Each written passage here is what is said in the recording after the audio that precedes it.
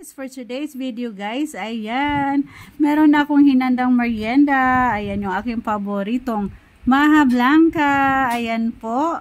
Ayan, napakasarap neto guys. Ayan, ayan, ang dali-dali lang po gawin to guys. Ayan, oh, talagang napakayami yan. Ayan yung aking dish for today. Ayan, dahil na-miss kong kumain ng Maha Blanca. Ayan, kain tayo mga langga. Ayan po.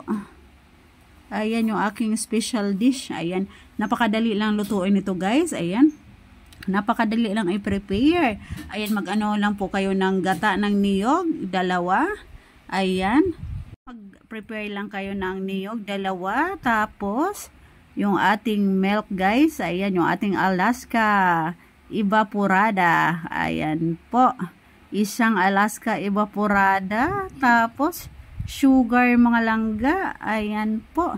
And then, kailangan po natin yung mais. Ayan.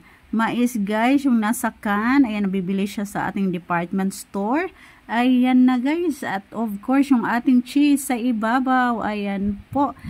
Lagyan natin ng cheese guys sa ibabaw. Ayan.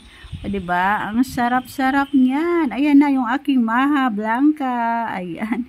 Yum, yum, yum.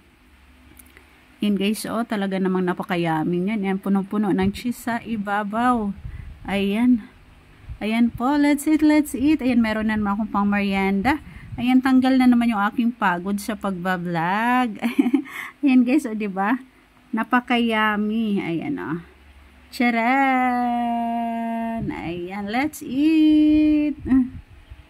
Guys, ayan, tikman na natin. Ayan po. Ayan, kuha tayo. Mag-slice tayo, guys. Ayan. Lagay natin dito sa ating pinggan. Charan! Ayan po, tikman natin. Ayan, let's eat, guys. Ayan, ito na yung maha. Ayan, ito na yung maha na aking ginawa, guys. Ayan, tikman natin. Ayan po, napakasarap naman talaga nito. Harap nyo, guys. Lasang-lasa yung kanyang gatas, yung kanyang gata, pati yung kanyang cheese. Sarap. Ayan po. Yummy. Yummy nyo guys. Malamig siya galing sa ref. Ayan po. Masarap siya kainin pag malamig guys. Pang merienda.